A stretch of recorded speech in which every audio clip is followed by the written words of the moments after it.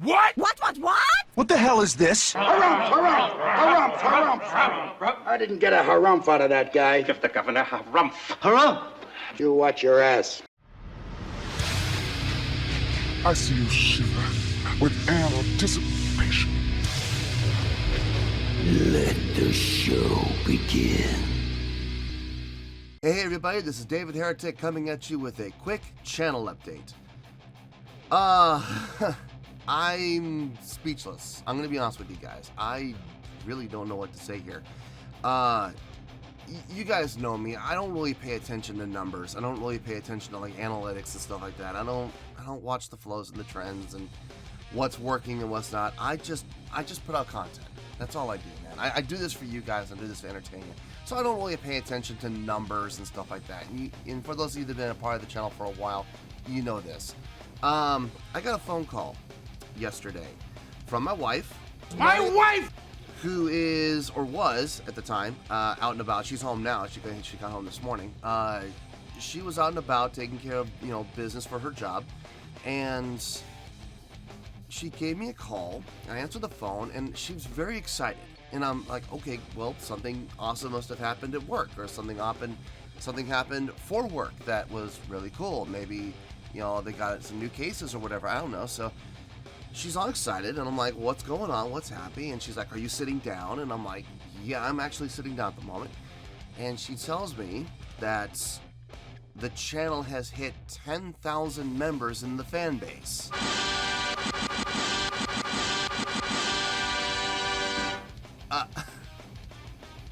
How?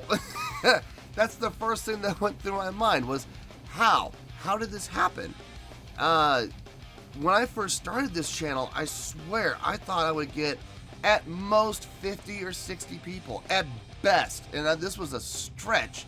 I might get 100. So for this channel to hit 10,000 members in the fan base, that's unbelievable, to be honest with you. And I've been getting messages left and right. Congratulations on 10,000 and 10K, and hey, congratulations on hitting 10,000 subscribers, which obviously maybe these people are new. I hate that word, so I don't know why people are saying 10,000 subscribers, but people are saying that. But most people are saying, hey, congratulations on 10,000 people in the fan base, which I appreciate. As much as I would like to take the credit for this, I can't. I don't deserve the credit. That's the truth. All of the credit for this happening belongs to all of you in the fan base. This is all you're doing. Look, all I'm doing is making videos and putting out content. That's all I'm doing, okay? You guys are the ones who are taking the initiative. You guys are the ones who are making the decision to join. You guys are the ones who are enjoying what I'm doing and spreading the word. You guys are the ones who are making the community as amazing and as special as it is. I love this community that you guys have created. It's not toxic. I don't see people talking down to each other. Well, I mean, every once in a while I do, and those people are very quickly handled. But I don't see people being negative toward each other. I mean, people have disagreements, but everybody I've seen, for the most part, when they have their disagreements, they talk it out, they express their differences, and that's perfectly fine. I got no problem with that, but they do it in a very civilized way. I love this community. I really do. I love the fact that you guys have taken it upon yourselves to stay positive and keep the language clean for the most part, and be engaging with each other, but more importantly, you guys are supportive of each other.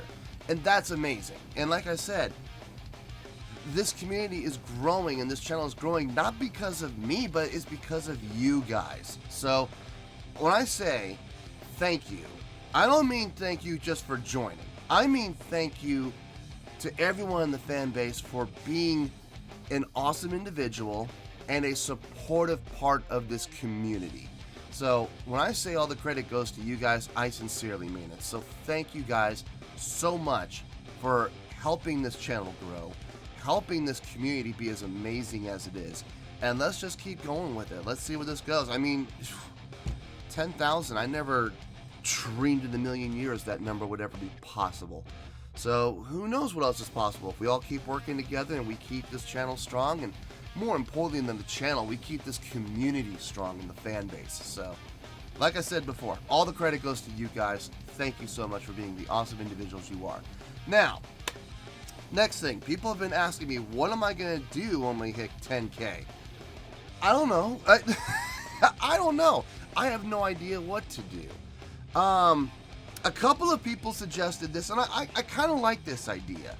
A couple of people were suggesting that maybe, because I've done Q&A before, you know, and I got no problem doing Q&A, but maybe doing a Q&A session with my wife sitting next to me. My wife! So she could actually answer your questions, and I would not be able to say a word about it. I just sit here and I'd be like, I have no idea what she's gonna say, and you know, stuff like that. So you know what? I'm down for it. I already talked to her, and she said she'd be down for it. So here's what we're gonna do. If you guys have any questions for my wife, My wife! if you guys have any questions for my wife at all, any and all questions, feel free to ask. And we're going to do a session together, apparently. And we're going to, well, not me, she is going to answer your questions with me sitting next to her.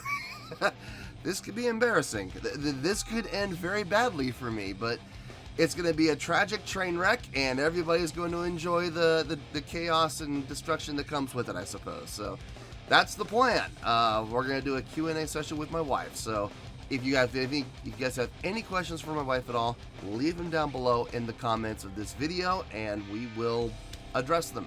We're going to have some fun with this, I guess.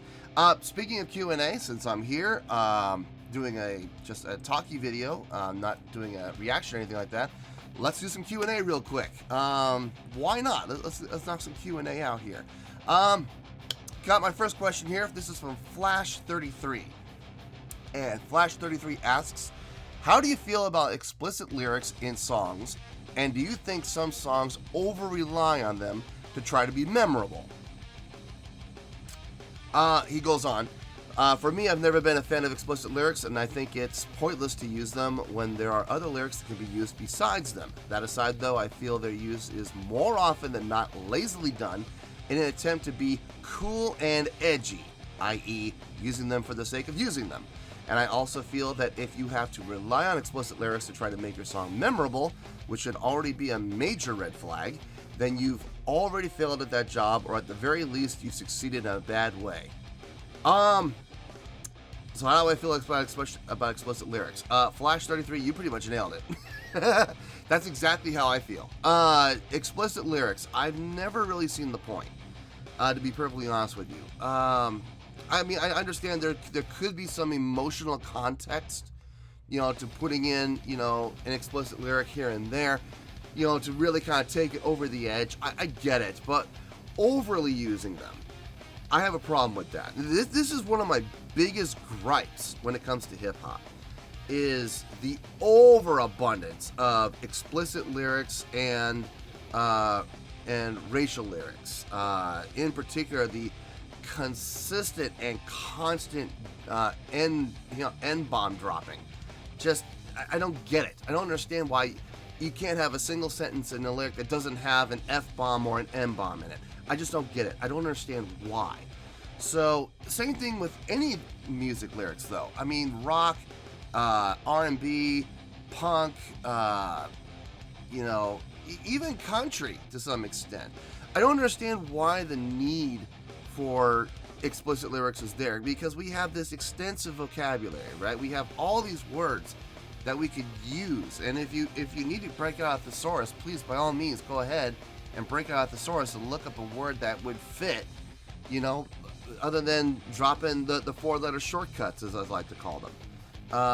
I'm not a fan of them personally. I don't really dig on them, but, you know, if bands feel the need to do it, you know, by all means, go ahead. I don't know if I would necessarily be a fan of it, but we will have to see. But that's my stance on how I feel about explicit lyrics. Like I said, I'm not a fan. I'm not a fan, especially overusage and pointless usage. I'm not a fan of it at all. Okay, let's see.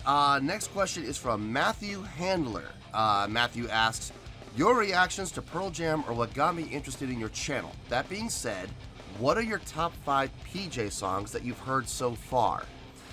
Oh man, there's a few. There's a few. There's more than just one or two. Gosh, top 5. Get on with it. Yes, get on with it. Get on with it! Let me just, okay, off the top of my head. Let me see if I can name 5 off the top of my head. Go. Animal. Okay, so Go and Animal. I think they were both off the same album, too. Sheesh. In Hiding. Comes and Goes. That's a big one. Comes and Goes was a big one for me. That song is still rattling in my head, right up there with Black. I would put Black in the list, too. It definitely left an impression on me. I know I didn't give it the best score, but at the time, I didn't know that they were doing, like I said, the harmonies that were slightly out of tune. I didn't know they were doing that on purpose for effect. So, once I was pointed out, I went back and re-listened. It made a lot more sense. And the score did go up. Let's see. So, Animal, Go, In Hiding, Black, Comes and Goes. Some of the faster ones. Lucan. Lucan's fun. God. Supersonic. I think it's called Getaway. Getaway. Red Mosquito. I remember that off the No Code full album I did for Patreon. I think that was my favorite song on the entire album was Red Mosquito. There's one more I want to mention, I think. Spin the Black Circle. I know that's more than 5, but those are the ones that come to mind. So, oh God, now I gotta remember them all over again. Animal, Go, Spin the Black Circle, Supersonic, Getaway, In Hiding, Comes and Goes, Black, Red Mosquito. So that's 9. Sorry. You just asked for 5. I gave you 9. There you go. Yeah, those are the ones that definitely come to mind. I'm sure there are others, but those are the ones that come to mind, like, right off the gun. So hopefully that answers your question there, Matthew. Anyway, 96 asks, what different types of playlists do you have, and have songs that have been suggested to you actually made any of your playlists? Okay. Great question. Yes, a number of songs. Pretty much, whenever I say a song will go on a playlist, like I'll do my reactions and my end, I'll do my review. Not all the time, but about half the time, I'll say, you know, I could definitely see this song going on this playlist. I have 3 playlists on my phone. Yeah, on my phone. So I have my Driving Around Town playlist. I have my Driving to Vegas playlist, and then I have my Gym playlist. Now, Gym playlist is the smallest one. It's got like maybe somewhere between 80 to 100 songs at any given time. That's it. Getting on that playlist is probably the toughest because I'm looking for songs that I can work out to. I'm looking for songs that are going to motivate me and energize me, and usually those kind of songs are very intense, very driven. Usually 99% of the time metal. So getting on that playlist is not the easiest one. It's a lot easier to get on the other 2. Driving Around Town, I usually have somewhere between 200 to 300 songs on that playlist at any given time, and I'm constantly rotating songs out. But I usually like to give songs at least a month or 2 before I decide to take them out and replace them with something else. And then my Driving to Vegas, it's about 500 songs. It's a big playlist. Once it gets in there, it usually gets lost. Unless I listen to the song and I'm just like, you know what, this isn't good, then I'll take it out. But that doesn't happen very often. Now, that playlist grows and grows and grows. Started out with like 200 and now it's at like 5. So those are the 3 playlists I usually have. So I don't usually have other playlists on my phone, just those 3. So hopefully they answer your question. Do any of the suggested songs make it onto the playlist? Yes, they do. If I say I'm going to put it on, I'm going to put it on. Now, if it stays on, that's a whole nother issue. I have put a number of songs that I've said I'm going to put in my Gym playlist. I'll put it on, I'll try it out, and sometimes they stay, sometimes they don't. You know, I hear a song that I think would be great for the gym, and I use it at the gym, and I realize it's not working. It's not working. This is not motivating me, so it disappears. So there you go. Hopefully that answered your question there. Anyway, 96. That's it for now. I just wanted to make a quick video here to let you all know how much I appreciate each and every one of you for being a member of the fan base. And thank you so much, guys, for making the fan base as amazing as it is. And all of the credit really does go to you, because you're the ones taking the initiative to make the community as awesome as it is.